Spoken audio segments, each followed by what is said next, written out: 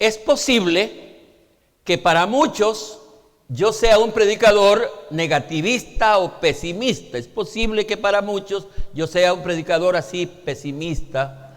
Por supuesto que según yo, lo que soy es realista.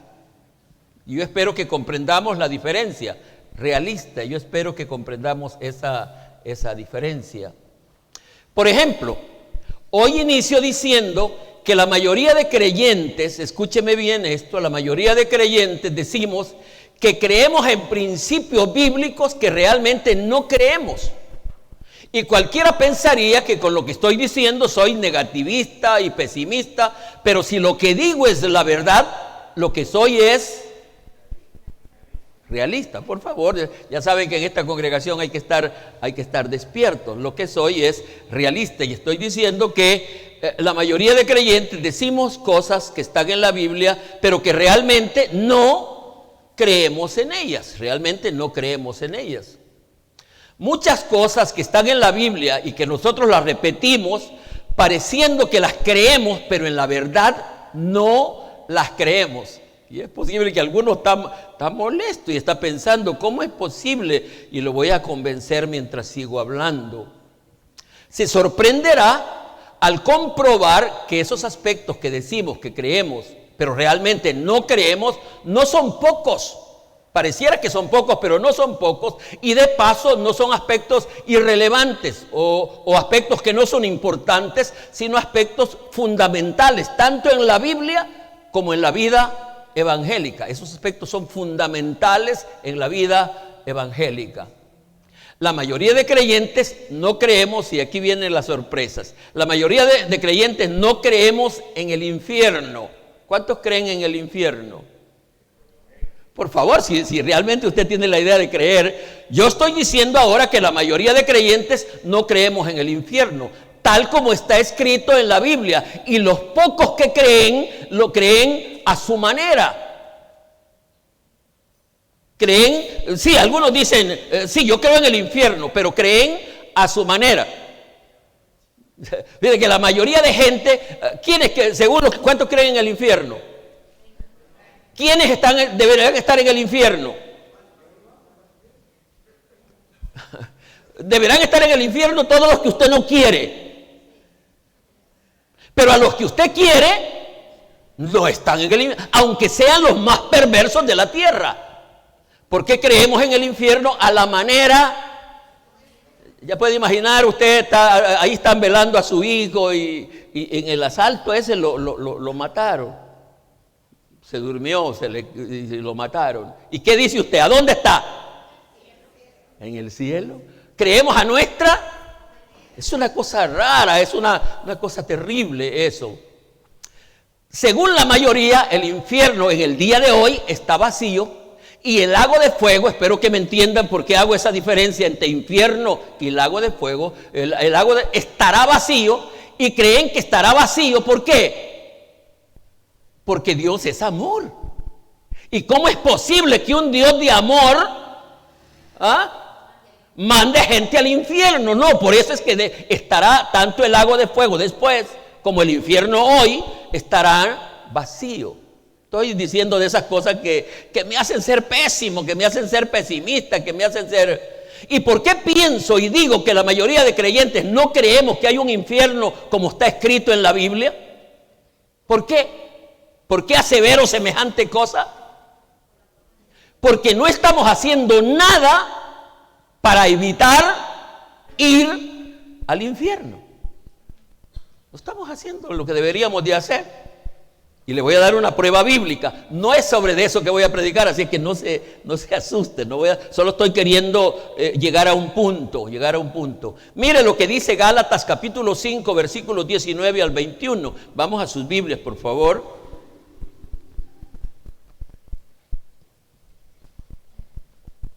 Gálatas capítulo 5, versículos 19 al 21. ¿Lo tienen? Les espero un poquito nomás. No puedo aquí pasar toda la predicación esperando que encuentre. Gálatas 5, 19, 21 dice de la manera siguiente: y manifiestas son las obras de la carne. Manifiestas son las obras de la carne. ¿Cuáles son? ¿Qué son? Mire, yo la lista: adulterio, fornicación, inmundicia, lascivia, idolatría, hechicería. Y hasta aquí, perdónenme, este es mi estilo, hasta aquí parece que las cosas son un poco groseras, porque un creyente que esté hablando, no hombre, adulteremos, no, creo que no llegamos a eso, pero esas cosas parecen grandes. Pero mire las que siguen en el versículo 20 en adelante: idolatría, hechicería, enemistades. ¿Y cómo vamos ya con las enemistades? Ya eso es común, las enemistades entre el vecino, entre el otro, entre el pariente, eso da mucho entre los parientes. Enemistades, pleitos, celos, iras, contiendas, disensiones, herejías, envidias, homicidios, borracheras, orgías y cosas semejantes a estas, acerca de las cuales os amonesto, como ya os lo he dicho antes, que los que practican tales cosas no heredarán el reino de Dios. Y si no heredan el reino de Dios, ¿a dónde estarán? Estarán en el infierno, porque solo hay los que no van al reino de Dios, van al reino de las tinieblas, que es el infierno. Estoy diciendo que nosotros no hacemos nada para no ir a ese lugar, como una demostración de lo que estoy diciendo en este momento, que no es cierto que nosotros creemos, no es cierto que nosotros creemos. Queriendo evitar, porque ya les he dicho yo que cuando yo estoy en mi oficina y yo estoy hablando con el Espíritu Santo sobre la predicación, después de decirle, por favor, guíeme en lo que debo de decir, qué es lo que usted quiere que le diga al pueblo, yo le digo, no quisiera ser negativo, yo quisiera ser agradable a los que me oyen, y entonces, pensando en no evitar y no querer ser pesimista ni negativista, el tema de hoy lo presento como información, y por lo tanto deberá ser bien visto, porque todo lo que voy a dar es información, y no estoy diciendo usted va para allá y usted, no, nada de eso, solo voy a informar sobre el tema que voy a compartir hoy. En la predicación de hoy me voy a referir a otro aspecto que decimos que creemos, pero que realmente no creemos, y que deberíamos de creer dado a su importancia, dado a una tradición salvadoreña, porque creo que es más salvadoreña, en otras partes lo hacen en otros días y de otras maneras, dado a una tradición salvadoreña, y dado a que este año muchas personas, incluyendo muchos hermanos, pasaron a otra etapa de sus vidas. ¿Saben a qué me refiero? Fallecieron. En términos bíblicos, si estamos hablando del pueblo evangélico, debería decir durmieron, ese es el término bíblico, durmieron. Dado a esa tradición que hay en los salvadoreños de que hoy se celebra el día o mañana, de los difuntos, dado a eso, y dado a que un gran número de hermanos ha fallecido, en una reunión que tuvimos esta semana, estábamos hablando que no menos 50 pastores de las Asambleas de Dios han fallecido en esta pandemia. Entonces, dado a eso, me voy a referir en esta predicación a la resurrección. Voy a hablar sobre la resurrección bajo el tema, la resurrección, un acontecimiento milagroso. Vean cómo está el tema, así que ya no estoy diciendo que usted y yo vamos para allá, solo estoy diciendo que la resurrección es un acontecimiento milagroso. Le pido que lo repita, no una, sino 2 o 3 veces. Vamos. Otra vez, por favor. A este lado, por favor. Los que están después de las butacas, por favor. La resurrección es un acontecimiento milagroso. Amén, está bien. No quieren decir, ¿por qué no quieren decir si es un tema positivo? ¿Cuál es el tema para esta predicación? La resurrección. Y para facilitarles su comprensión y hasta memorización de los aspectos fundamentales del tema, quiero darle una clave. Cuando yo he dicho el tema, esa frase es la frase central de la predicación. Me propongo desarrollar esa frase durante la predicación. Pero bajo de esa predicación está lo que uno da por llamar divisiones principales, aspectos puntualizantes después del tema.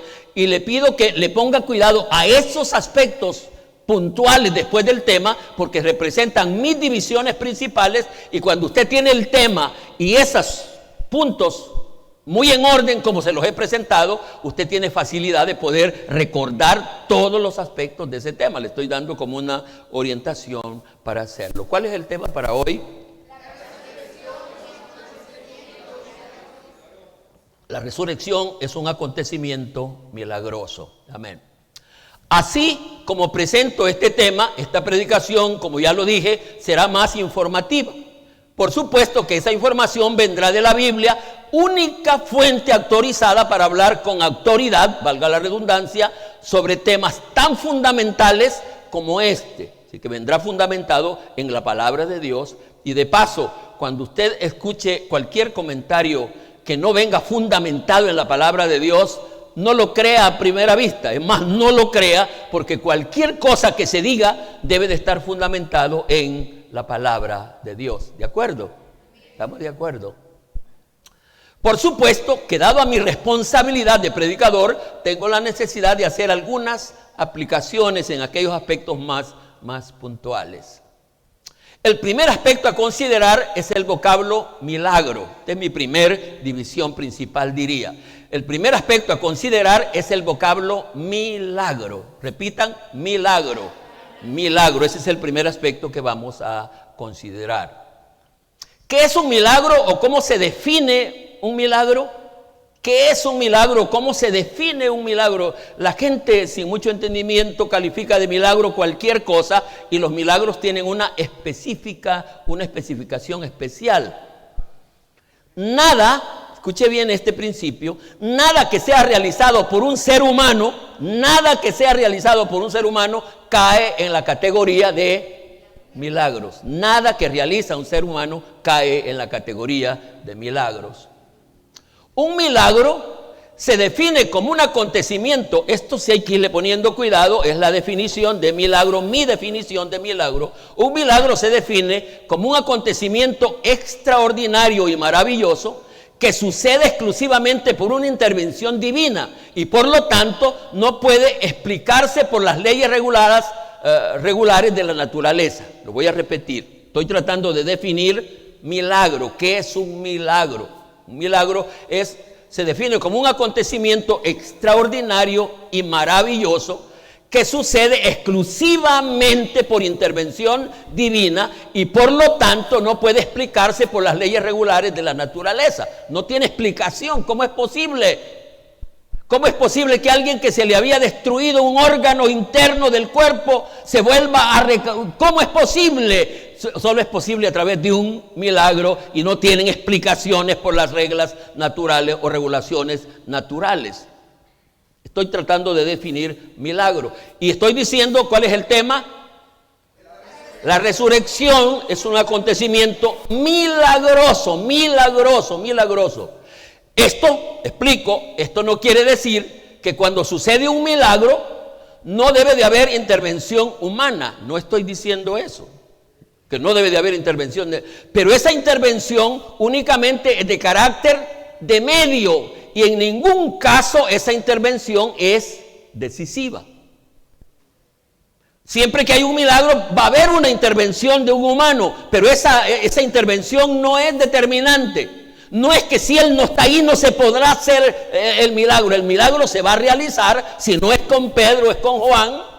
Me voy explicando, pero el milagro se va a realizar porque no depende de intervención humana, sino que es directamente una intervención divina.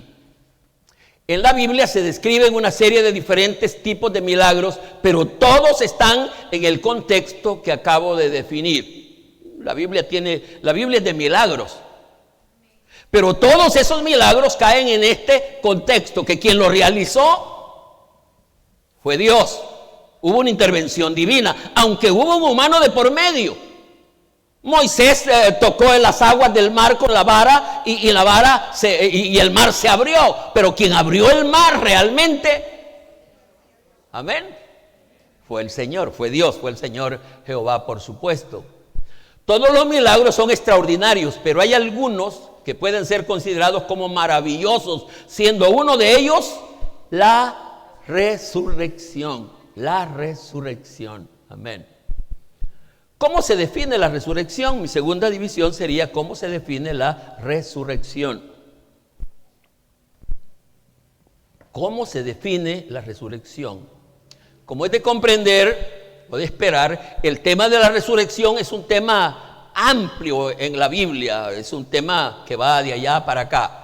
Pero al mismo tiempo está bien fundamentada en la palabra de Dios, lo cual nos da seguridad de poder comprender, entender qué es y cómo va a suceder la resurrección. Al respecto, quiero empezar por aclarar que la resurrección será un acto exclusivo para el ser humano.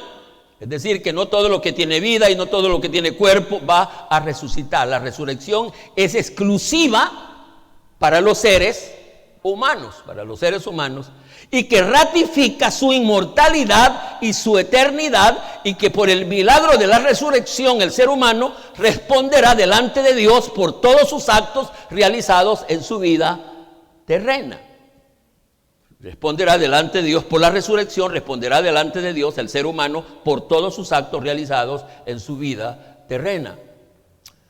Tomando en cuenta los aspectos que antes expuse, se puede definir, y aquí viene mi definición de resurrección. Por favor, despiertitos, mi definición de resurrección. ¿Cómo es? Tomando en cuenta esos aspectos que acabo de decir, se puede definir la resurrección como el acto milagroso, escuche bien, voy a ir despacio, como el acto milagroso realizado por el Espíritu Santo, en el cual el ser humano que finalizó su vida terrena volverá a vivir cuando llegue el tiempo señalado para no volver a morir y pasar a la eternidad, ya sea para gozar de su salvación eterna o de su condenación eterna. Así define el pastor Amaya la resurrección, y lo voy a repetir a fin de que quede grabado. No puedo, un asunto tan importante, es el fundamento, se puede decir, de esta predicación, decirlo así rápido para que quede fácilmente olvidar. ¿Cómo definí resurrección? Como un acto milagroso realizado por el Espíritu Santo. Eso lo voy a aclarar cuando voy predicando. Realizado por el Espíritu Santo, en ese acto en el cual el ser humano que finalizó su vida terrena volverá a vivir. ¿Cuándo? Cuando llegue el tiempo señalado para no volver a morir y pasar a la eternidad, ya sea para gozar de su salvación eterna o de su condenación eterna. Así defino resurrección. Vamos a ver si medio lo pueden ustedes quejar. ¿Se pueden quejar diciéndolo? No tanto. Vamos a ver cómo luchamos queriéndolo decir. Como un acto milagroso realizado por el Espíritu Santo, en el cual el ser humano que finalizó su vida terrena volverá a vivir. Por supuesto que será cuando llegue el tiempo señalado. ¿Para qué? Para no volver a morir y pasar a la eternidad, ya sea para gozar de su salvación eterna o de su condenación eterna. Si no memorizado, cuando menos interpretado, entendido, pudieran tener en mente todos los aspectos que contiene la definición. ¿Sí? Es un milagro. ¿Por quién realizado? ¿Qué pasa con el milagro ese? Que el ser humano que ya había fallecido vuelve a morir, para no volver a morir y pasar a la presencia de Dios para recibir la salvación eterna o la condenación eterna. Bueno, vamos a dejarla así porque lo demás puede ser que produzca resultados más serios. ¿Estamos bien? Los diferentes casos donde hay una persona que se había declarado muerta y volvió a vivir, por la definición que hice, no debe de ser considerada como resurrección. ¿Por qué? Sencillamente porque volvió a morir. Volvió a morir.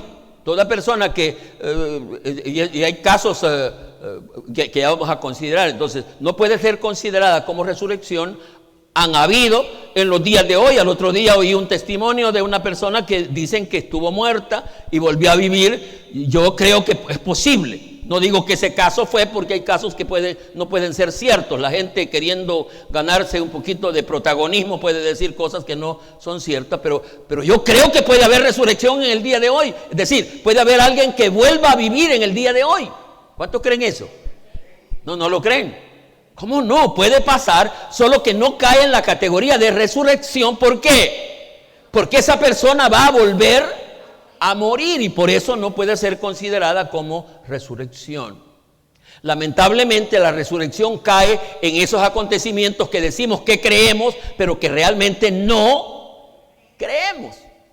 Lamentablemente la resurrección cae en esos casos donde decimos que creemos y realmente no creemos. ¿Y por qué digo que no creemos? De veras, ¿cuántos de ustedes creen que después de que se mueran, en el caso que estén vivos, cuando suceda la traslación de los santos? ¿Cómo lo planteo para que sea lo correcto? En el caso que ustedes hayan muerto antes que sea la traslación de los santos, antes que sea la transformación de los creyentes que estén vivos, ¿cuántos creen que sí volverán a vivir? ¿Cuántos creen que volverán a vivir? Debe de creer que volverá a vivir, tiene razón. ¿Sabe por qué? Porque la resurrección es una realidad. La crea o no la crea, ya sea para salvación eterna o condenación eterna, pero que la resurrección es una realidad, va a ser una realidad. Hay pruebas y yo creo que va a ser una realidad. El Señor Jesucristo fue el primer resucitado. Mi tercer división. El Señor Jesucristo fue el primer resucitado. Dije, y creo que lo estoy haciendo, que solo estoy casi en una predicación informativa, hablando sobre la resurrección, y yo espero que la vayamos comprendiendo. El Señor Jesucristo fue el primer resucitado. 1 Corintios capítulo 15, versículos 20. 1 Corintios capítulo 15, versículo 20.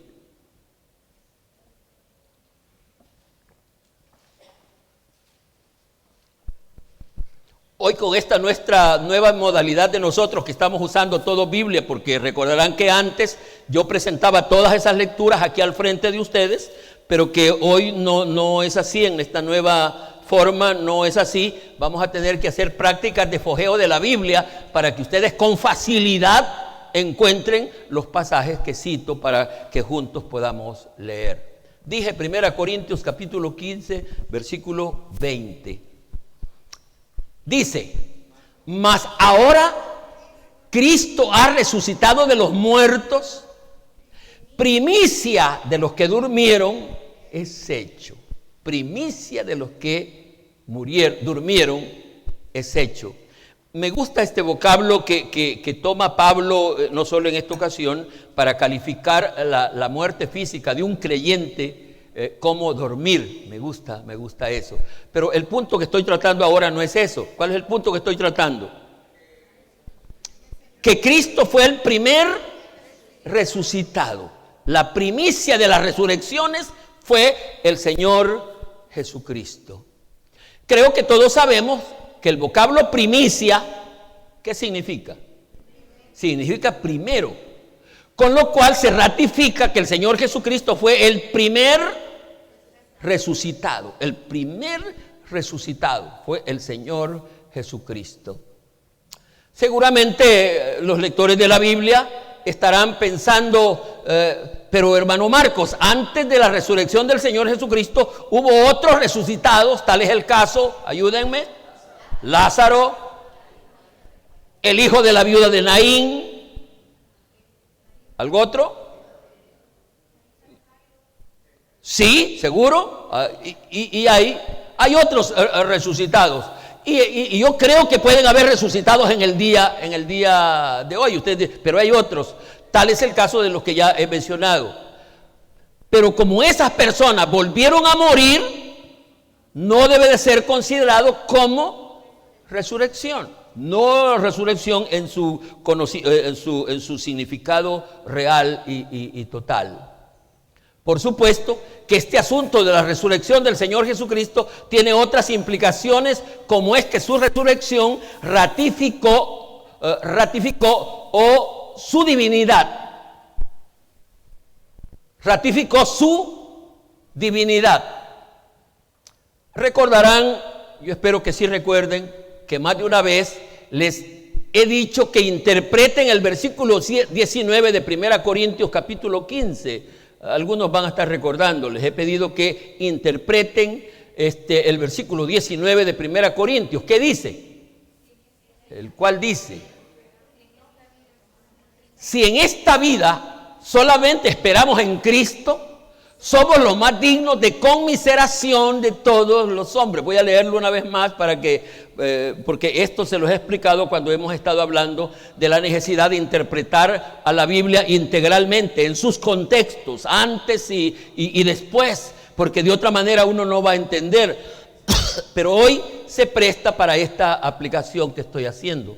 Dice el versículo: si en esta vida solamente esperamos en Cristo, váyalo leyendo bien, si en esta vida solamente esperamos en Cristo, somos los más dignos de conmiseración de todos los hombres. La palabra conmiseración quiere decir lástima. Somos los más dignos que la gente diga pobrecito, qué ignorante, que no tiene razón de ser. Es decir, que si nosotros creyéramos, ya estoy haciendo aquí una interpretación, es decir, que si nosotros creyéramos en un Cristo que hizo milagros, pero que no resucitó de los muertos, sería aceptable que la gente tuviera lástima de los creyentes. Tuviera lástima de los creyentes. Pero gloria a Dios, nosotros creemos un Cristo que sí hizo milagros, pero su divinidad fue ratificada ¿dónde? En su resurrección, en su resurrección. Vamos a dar una ofrenda de palmas por eso. Amén. Pero la verdad es que el Señor Jesucristo sí resucitó. ¿Cuántos dicen amén? Sí resucitó y ascendió a los cielos. Y allí es donde la visión nuestra se vuelve más bíblica y más correcta. Él está en los cielos y de ahí ha de venir. De allí ha de venir para encontrar a los salvos en las nubes, como lo dice la palabra del Señor. Así que nosotros creemos en un Cristo que se hizo carne, que murió por nuestros pecados, pero que resucitó de los muertos, que ascendió a los cielos y que de ahí ha de venir para recibir a los salvos en las nubes. Amén. Gloria al Señor. Mi cuarta división principal: el Espíritu Santo resucitó al Señor Jesucristo y resucitará a todos los muertos. Estoy informando sobre la resurrección. El tema es la resurrección. y hoy estoy diciendo que el Espíritu Santo resucitó al Señor Jesucristo y resucitará a todos los muertos. Romanos capítulo 8, versículo 11 dice, Romanos capítulo 8, versículo 11 dice, y si el Espíritu, y si usted está leyendo su Biblia, y creo que cualquier versión que tengan, que con ese asunto de las versiones hay problema, la palabra Espíritu está escrito con mayúscula para indicar que se refiere al Espíritu Santo. Y si el Espíritu de aquel que levantó de los muertos a Jesús mora en vosotros, ¿de quién está hablando? Está hablando del Espíritu Santo. El que levantó de los muertos a Cristo Jesús vivificará también vuestros cuerpos mortales por su Espíritu que mora en vosotros. Volvemos a leer el versículo. Lo volvemos a leer. Dice, y si el Espíritu de aquel que levantó de los muertos a Jesús mora en vosotros, el que levantó de los muertos a Jesús vivificará también vuestros cuerpos mortales por su Espíritu que mora en vosotros. Este versículo deja en forma clara dos aspectos importantes. ¿Cuáles son? Que el Espíritu Santo resucitó al Señor Jesucristo y que será el mismo Espíritu Santo quien resucitará a los muertos. En manera sencilla, clara, literal, deja aclara estos dos aspectos. No voy a leer otros versículos que bien pudiera leer de la Biblia, porque me parece que explica completamente lo que acabo de decir. Y ya he dicho, creo que vale la pena esta aclaración que voy a hacer a continuación, y ya he dicho que el Señor Jesucristo, por ser una de las personas que integran a Dios, no necesitaba la intervención del Espíritu Santo. Escuche esta explicación que estoy dando. Pero dado a la necesidad de tener testimonio y garantizar la resurrección de los humanos o de las otras resurrecciones, me voy explicando, fue necesario la intervención del Espíritu Santo en la resurrección del Señor Jesucristo, porque será el Espíritu Santo quien resucitará a todos los muertos en sus respectivos tiempos. Porque yo en ninguna manera he querido, por la forma como entiendo del Espíritu, no he querido, algunos así lo han pensado. Yo he dicho que si alguien, sin tener orgullo de mi parte y vanagloria de mi parte, he dicho que si alguien entiende y cree en Cristo tal como está escrito en la Biblia, soy yo. Y no me declaro por vanagloria, sí, soy yo. Y por eso aclaro que él, por ser una de las personas que integran al único Dios, no necesitaba, él pudo levantarse solo. Pero se necesitó que viniera el Espíritu Santo para dar testimonio y garantizar que la resurrección de los otros muertos también estaba garantizado con la resurrección del Señor Jesucristo, porque el mismo Espíritu que había levantado al Señor sería el mismo Espíritu que levantaría a cada uno de los otros muertos. Yo creo que vale la pena la aclaración.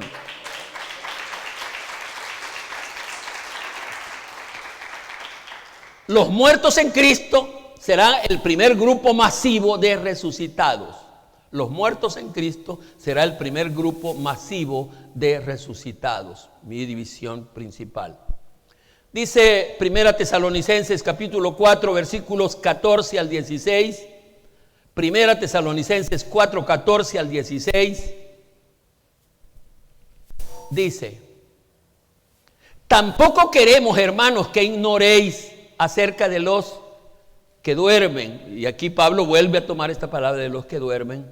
Y quiero, hermanos, este es mi estilo. Cuando yo voy leyendo la Biblia, así me pasa. Voy leyendo y me detengo. ¿Qué quiere decir esto? ¿Por qué dice esto? Tampoco queremos, hermanos, que ignoréis. Fíjate que uno de los problemas mayores que tiene el pueblo evangélico es ignorancia. Y es una ignorancia consentida. Porque no debería ser el pueblo de Dios ignorante. ¿Sabe por qué? Porque tiene suficiente información en la Biblia y de paso tiene la guianza del Espíritu Santo para entender las cosas que están en la Biblia. Sin embargo, Pablo aquí ratifica que hay ignorancia y dice, hermano, no quiero que ignoren acerca de los que ya hemos ido a dejar a los sepulcros, para que no os entristezcáis como los otros, como la gente que llora ante una tumba y dice, te fuiste y ya no sé. No quiero que ignoren esto. ¿Cómo será?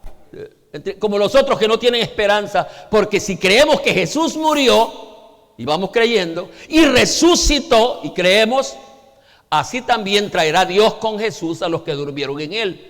Por lo cual os decimos esto en palabra del Señor, que nosotros que vivimos, y aquí está la cosa linda, fíjate que Pablo creía que iba a estar vivo cuando fuera el rapto, la traslación de la iglesia. Él creía que iba a estar vivo. Dice, nosotros los que vivimos, que habremos quedado hasta la venida del Señor, no precederemos, no iremos adelante a los que durmieron, porque el Señor mismo, con voz de mando y con voz de arcángel y con trompeta de Dios, descenderá del cielo, y los muertos en Cristo resucitarán primero. Estoy diciendo que el primer grupo masivo que va a resucitar son los muertos en Cristo.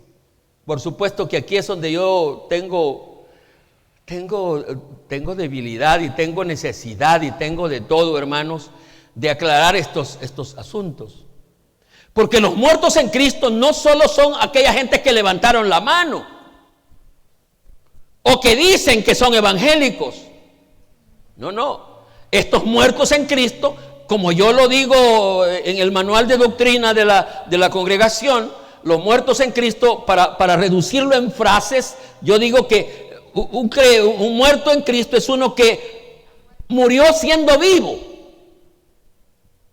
Es cierto que su cuerpo murió, pero él estaba vivo en el espíritu, que había muerto a la carne. Y aquí es donde el asunto se vuelve tan delicado, porque nosotros hoy con una facilidad a cualquier persona que está ahí y sin importar la vida que ha llevado, con solo que era hijo de una hermana, esposo de un hermano, decimos que está en el reino de los cielos. No, los muertos en Cristo son gentes que han muerto amando al Señor, viviendo para el Señor. Y esos son los que van a resucitar primero. Amén. Cuando estamos hablando del milagro de la resurrección, estamos hablando del milagro más espectacular y maravilloso que se va a realizar, la resurrección. Porque fíjese, se ha ido a depositar un cuerpo a la tierra. Y estamos diciendo aquí, y yo lo digo porque lo creo, lo dice la Biblia, y yo lo creo, que de esa persona que hemos ido a depositar ahí, esa persona se va a levantar, va a resucitar, va a volver a vivir. Porque de paso, según la Biblia, él no estaba muerto, solo estaba durmiendo. Va a volver a vivir. Sin importar el tiempo, y mire, escuche bien esto que digo y lo digo con entendimiento. Sin importar el tiempo y el lugar donde quedaron los restos mortales de un creyente bien nacido y bien vivido. Sin importar a dónde quedaron los restos de un creyente bien nacido, nació de nuevo y vivió esa vida nueva, bien nacido y bien vivido, sin importar a dónde quedaron sus restos. Volverá, ese creyente tomará forma presencial nuevamente. Por supuesto que esa presencia tendrá una nueva forma y una nueva naturaleza. Una nueva forma y una nueva naturaleza. ¿Cuántos al ir oyendo y entendiendo esto hay una esperanza de alegría y un deseo de agradar a Dios? Porque no importa que nos muramos, ya sea por viejos o por esta epidemia que anda por ahí, no importa. Si nos morimos amando al Señor, vamos a volver a vivir y vamos a recibir un cuerpo nuevo que el Señor Jesucristo, el Espíritu Santo, va a dar a cada uno. Bendito sea. San Mateo 24:28 dice, San Mateo 24:28 dice, y con eso de las traducciones, yo espero que la mayoría entiendan, yo tengo mis problemas. Este versículo que vamos a leer, hay versiones que lo han modificado de una manera que uno no puede creer que estén en lo cierto. Mateo 24:28 dice: porque donde quiera que estuviera el cuerpo muerto, ahí se juntarán las águilas. Hay versiones que tienen una nueva formato de este versículo.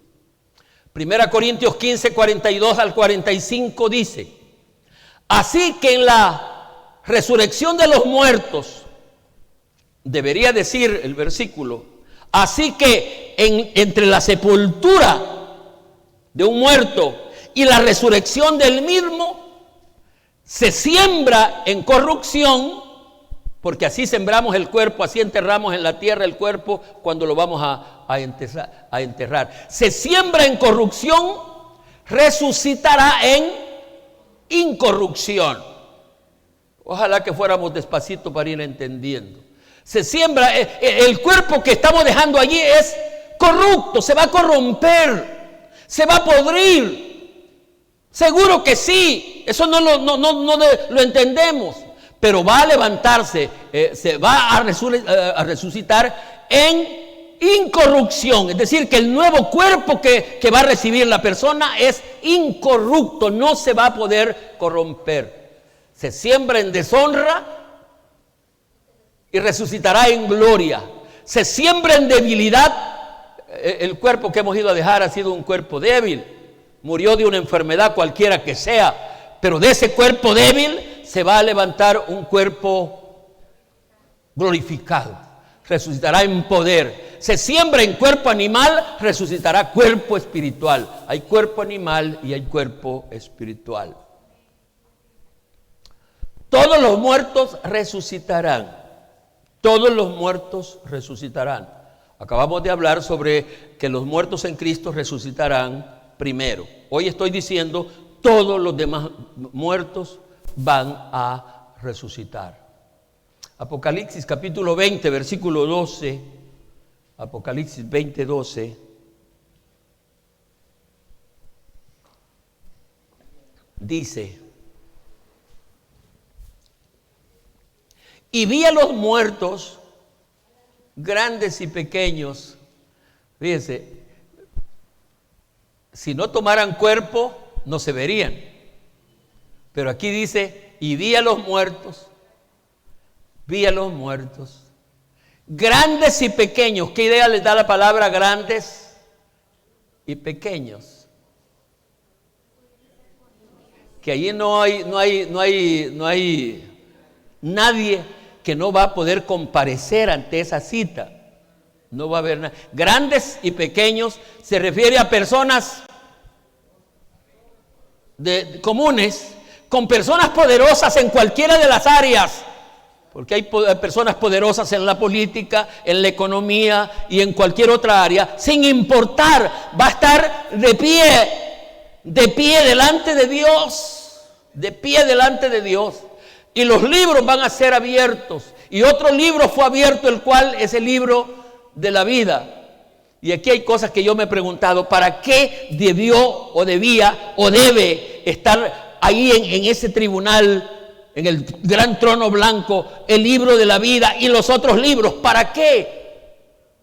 Como testimonio, como probabilidad de las oportunidades que tuvieron, que nadie está ahí porque lo mandó Dios ahí, porque Dios quiso que ahí fuera, sino porque estará ahí, porque eso fue lo que Él quiso hacer, estar ahí.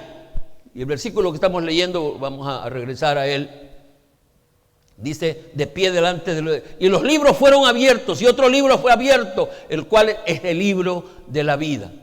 Y fueron juzgados los muertos por las cosas que estaban escritas en los libros según sus obras. Y quise traer también a memoria San Juan capítulo 5, versículo 28 y 29. San Juan 5, 28 y 29. No os maravilléis. Lo sé, algunos ya se cansaron, se quedaron. No os maravilléis de esto, porque vendrá hora cuando todos los que están en los sepulcros oirán su voz. Este debería de ser un versículo que debería de haber puesto al inicio de la resurrección, porque declara que todo mundo va a pasar por la resurrección. Y los que hicieron lo bueno saldrán a resurrección de vida, más los que hicieron lo malo a resurrección de condenación, aspectos que van muy puntuales en mi definición. Es posible que una persona que me escucha sobre la resurrección diga: yo no creo en eso. ¿Cómo es posible que alguien que murió en el mar o alguien que lo devoraron las fieras? Yo no creo en eso. ¿Cómo va a ser posible? Yo no creo. Pero que crea o no crea, eso no importa. Eso no importa. Porque la resurrección no dependerá que se crea o no se crea. Sucederá porque es parte de un plan divino para que cada persona dé cuenta de su vida terrena delante de la presencia de Dios. Eso no es que yo no creo. No importa que no crea, va a suceder. Va a suceder, va a suceder. Y finalmente, ¿cuál es el objetivo de la resurrección? Estoy informando sobre la resurrección. ¿Cuál es el objetivo? ¿A qué le apunta Dios con la resurrección? ¿Para qué va a suceder la resurrección? El objetivo de la resurrección está explícito en cada uno de los pasajes o versículos que hablan de esta. En esos versículos que hemos leído está claro cuáles son los objetivos de la resurrección. Para comprender, para facilitar la comprensión de este asunto del objetivo u objetivos de la resurrección, facilita su comprensión si separamos a los dos grandes grupos de resucitados. Recuerdan que hablé de esos dos grandes, ya hemos hablado de esos grandes grupos de resucitados, es decir, los que resucitarán para salvación, vida eterna. No vida eterna, eso hay que corregirlo. Todo resucitado tiene vida eterna. Todo humano tiene vida eterna. Nosotros cometemos un error cuando hablamos: ¿usted quiere la vida eterna? No, toda la gente tiene vida eterna. Solo que unos la van a pasar en el reino de Dios y otros en condenación. Así que no van a resucitar para vida eterna. La vida es eterna. El ser humano fue hecho a la imagen de Dios en esa área de eternidad. El ser humano es así. Entonces estoy diciendo para que vamos a separar los dos grupos para comprender cuáles son los objetivos. ¿Para qué resucitarán los salvos, el primer grupo, y para qué el segundo grupo? ¿Cuáles son los objetivos con los que resucitarán para salvación? ¿Cuáles son los objetivos para los que resucitarán para salvación? 1 Corintios, volvemos a las citas leídas. 1 Corintios 15, 42 al 44 dice: se siembra en incorrupción, resucitará en incorrupción. Se siembra en deshonra, resucitará en gloria. Se siembra en debilidad, resucitará en poder. Se siembra cuerpo animal, resucitará cuerpo espiritual. Leído este versículo, se puede decir que el primer objetivo de la resurrección es la implantación, escúcheme bien esto, es la implantación de la naturaleza divina en cada creyente que murió siendo templo del Espíritu Santo. La implantación de la nueva naturaleza. A la persona que hemos ido a dejar al sepulcro, hasta ese momento, por santificado que esté y morada del Espíritu Santo que fuera, en esa persona hay una naturaleza pecaminosa. Esa naturaleza se queda en la tumba. Cuando la persona va a resucitar para recibir la nueva naturaleza. ¿Cuántos lo van comprendiendo? La nueva naturaleza. Una naturaleza angelical, nueva. No hay tendencia a pecar ya ahí. Un nuevo cuerpo, no mortal.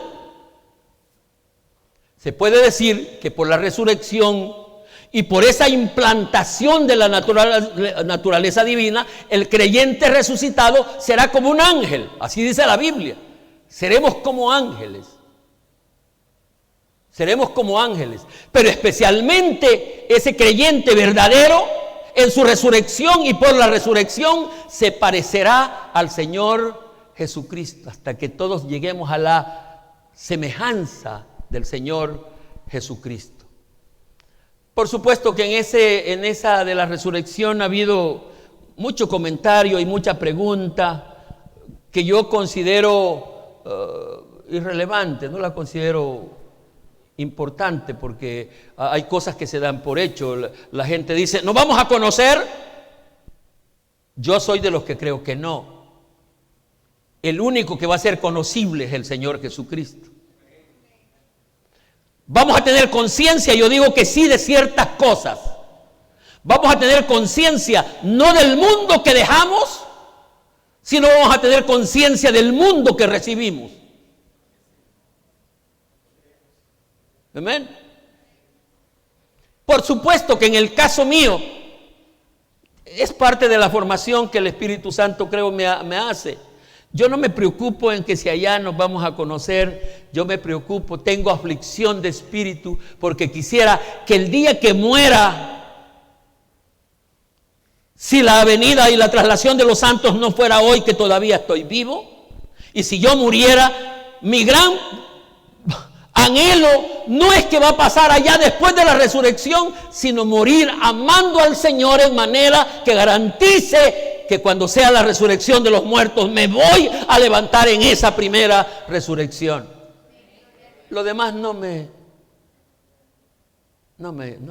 es importante, no me es lo importante sí es que yo esté amándolo, que yo esté obedeciéndole, que yo esté en comunión con Él, porque comprendo lo que es eso. Eso no dependerá de lo que digan en mi velación. Eso dependerá de realmente lo que había aquí adentro, de lo que era mi vida, y ese debe de ser el cuidado de cada uno de nosotros. Pero también se puede decir que por la resurrección el creyente resucitado podrá ser recompensado por su vida de servicio mientras vivió en su vida terrena. Mateo 25:21 dice, y su Señor le dijo, bien, buen siervo y fiel, sobre poco has sido fiel, sobre mucho te pondré. Entra en el gozo de tu Señor. El otro objetivo de la resurrección del que estoy hablando en este momento es que los muertos en Cristo van a resucitar para ser recompensados, galardonados por lo que hicieron mientras vivieron en este mundo. Y vuelvo a lo que he venido diciendo. Yo creo que nosotros no creemos en eso. ¿Qué me dicen?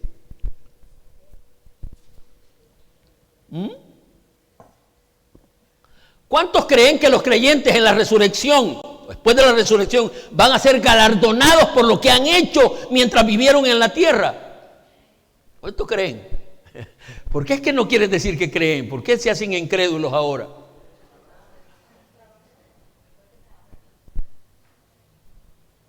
Porque no estamos haciendo nada para ser galardonados allá.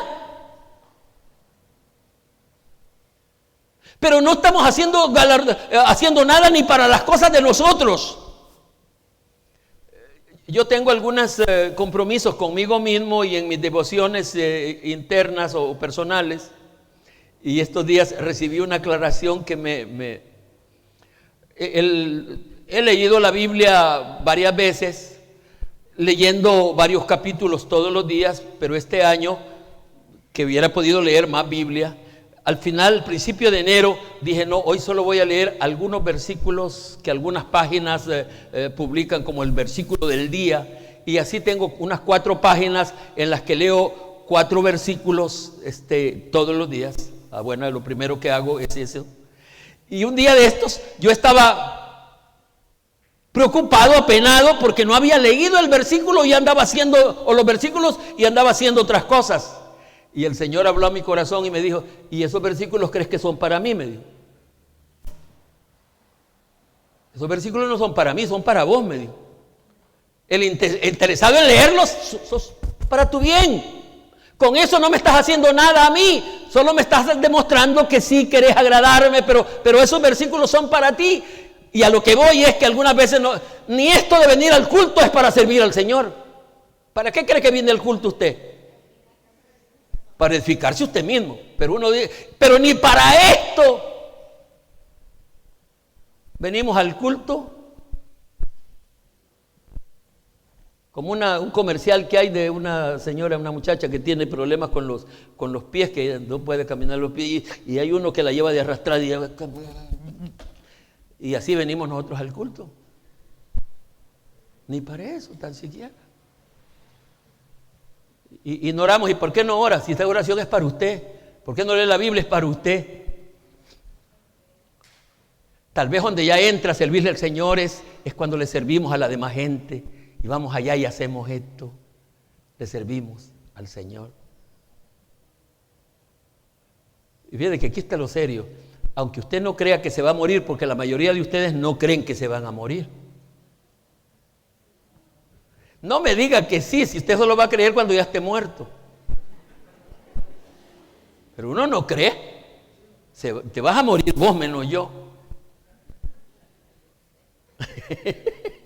Y esta malcriada dice que ella no, sino que yo, dice. Pero se va a morir. Y esto que estamos diciendo hoy va a ser cierto. Y va a ser cierto fuera de tiempo para corregir. El tiempo de corregir es hoy. Va a haber resurrección. Pero ¿qué de la otra? ¿Cuáles son los objetivos con los que resucitarán para condenación? ¿Cuáles son? Y vuelvo. Es posible que la gente que anda ahí por la calle, la gente envuelta en desórdenes, esos no creen que va a haber resurrección, pero no importa. De todas maneras va a suceder. ¿Y para qué va a suceder? Apocalipsis 20:12 dice: pero fueron juzgados los muertos por las cosas que estaban escritas en los libros según sus obras. Aquí es donde la omnisciencia de Dios tiene peso, porque alguien puede decir, no, nadie me vio, pero lo vio Él. Y al resucitar va a resucitar para eso. Sí, este versículo de Mateo 12:36 es más, cuando yo leí esas cosas, me quedo impresionado. Por supuesto que uno a veces no las cree, ese es el gran problema que tenemos. Mateo 12:36 dice: mas yo digo, esto lo dijo el Señor Jesucristo, mas yo digo que de toda palabra ociosa que hablen los hombres, de ella darán cuenta en el día. Hay gente que son tan vulgares y tan ruinos para hablar, y un día dice que van a comparecer delante de Dios para dar cuenta por cada palabra ociosa que se dijo. ¡Úpale!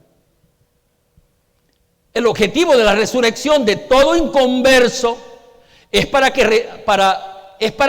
responsablemente, para que responda delante de Dios por todo lo que hizo mientras vivió en su vida terrena. Voy a repetir eso por una tartamudez que tuve. El objetivo de la resurrección de todo inconverso es para que responda delante de Dios por todo lo que hizo mientras vivió en su vida terrena. Eso es todo lo que el Señor quiere con la resurrección del inconverso. Va a estar delante de Dios, va a responder hasta no digamos por los hechos,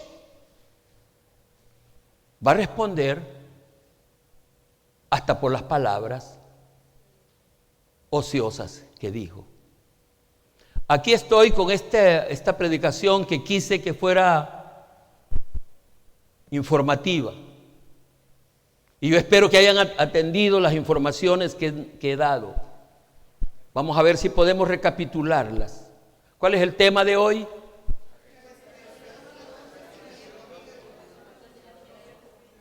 La resurrección es un acontecimiento milagroso. La resurrección es un acontecimiento milagroso porque Dios lo va a hacer. Vamos a ver si recordamos algunas de las... ¿qué significa milagro? Que lo hace Dios. Vamos a ver qué otra cosa recordamos. ¿Cómo definimos la resurrección? Está un poco más grande eso, pero es importante. ¿Cómo definimos la resurrección?